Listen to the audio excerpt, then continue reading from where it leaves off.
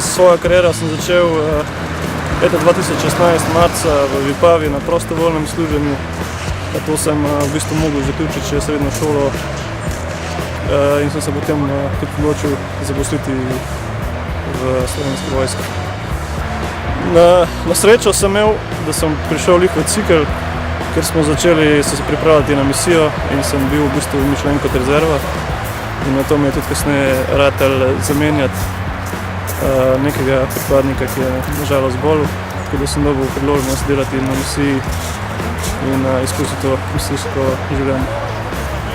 Misijsko življenje zna biti kar naporno, ampak glede na plačo se da potrpeti in v bistvu je nekaj odskočna deska, da potem, ko prijemo nazaj domov, se lahko privoščimo mogoče malenkost več.